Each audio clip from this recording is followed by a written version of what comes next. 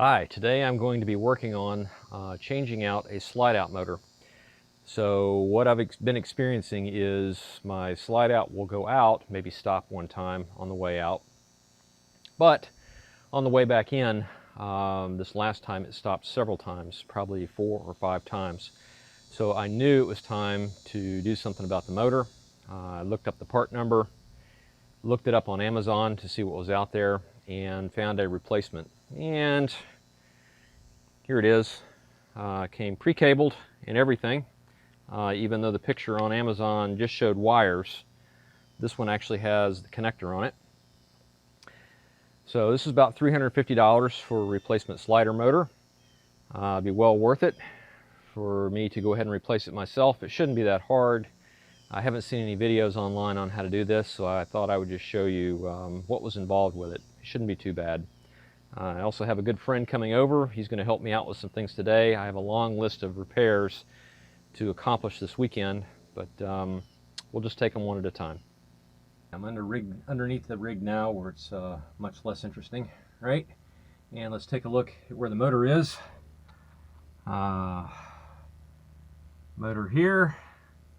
See, the shaft goes all the way down here and drives these gears at the end. But motor, gearbox, and motor, they're right here. So I'm going to have to remove a couple of bolts. So really what I need to do is disengage this motor first. Let me do that. Okay, there's disengaged. All right, now after you do that, we're going to unhook these drive rods on each side, and there's either pins or, no, actually they slide. There's slides on these. Let me see. So yeah, the rod collapses right there. I'll take these nuts off the drive rods and be able to unbolt this motor and unclip it right here. Should be pretty good. I brought some Loctite as well when I redo the bolts here. Make sure everything is nice and tight and stays. So it should be a pretty quick repair. I found that as I was trying to remove these bolts right here, let me see if I can get a better picture for you here. These bolts right here, I took the nut off, was trying to get the bolt off. It's fitting right here. It was stuck because of pressure on this drive rod, so I just snapped on a pair of vice grips, gave it a little bit of a shimmy, worked it out, hammered that out. I should be able to get that bolt out at that point. Maybe I should have backed the slide in just a little bit to get the pressure off, but that's where I'm at with it. Should be able to get them out. Okay, I got the first bolt out. Let's see if I can get a good picture of that right there.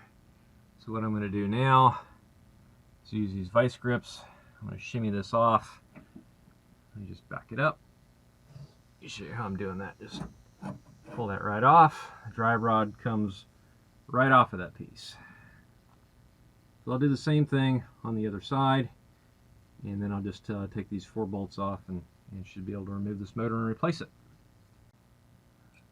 Well, the things you don't think about. That's why you look up videos like this. So when I put the new motor back in, it's all mounted nice and neat. Something I didn't take in consideration is the hole on the shaft here, right there. Does not line up with the hole on the drive exactly. I mean, I can put the thing back on there, but I'm not going to be able to line up the screw. So what I need to do is come back over here and do what I do with alignment. And what I'm going to do is I'm going to unpin the gears that are up here on the drive. Actually, I'm going to pull that pin there on the end. I'm going to take this drive gear and I'm going to move it over to disengage that, and then I'll be able to freely turn that drive shaft. Then I can line that hole back up, put the screw back in, and then do everything back in reverse and get everything back together. But that's something to take in consideration. I hadn't thought about that, but it's a necessary part. There we go. Holy cow.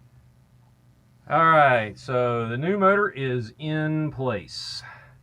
Did have to struggle a little bit lining the screws up, getting the pins on the drive rod on the other end of this thing. But got everything back in place, all locked back in place. Brought the wiring down. I wanted to make sure I had enough tension, keep it straight enough so it doesn't get on this edge right here, right there, and zip tied it, and made sure to zip tie it flat so it doesn't rub on the bottom. You don't want to end up cutting those wires. But it's tight enough along the bottom here. So the next thing is to see how it goes. I don't know if this is engaged or disengaged when I got it. That's a good question. Let me see. Well, there's that way, there's the other way. Wonder which way is locked. I know the other one's unlocked, so I'll check it against that one, and then we'll go out and try it. Okay, unrehearsed, unscripted. Let's see what happens. Oh. This one here, and we're gonna go in. In we go.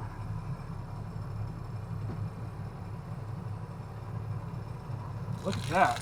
Oh, water. I'll let that drain off a bit. Water on the topper. But the slide out was much faster than it has been. It didn't stop. That sweep should probably get the rest of the water off. Let me go ahead and keep going in. See what we got here. Oh yeah, much better. Okay, came all the way in, no trouble. So, actually I'm going to work on the alignment just a little bit because, yeah, always have this alignment issue. It's a worn track on one side. The motor won't fix that, but boy, it came in a lot easier this time. So the motor was the fix. That's a good thing. And the other one, the old one. Let's see here.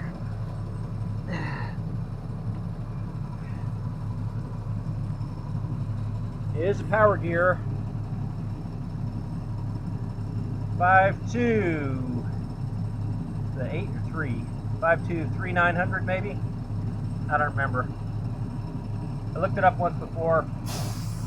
There is a replacement on Amazon for it, about $350. And that's this fix, total.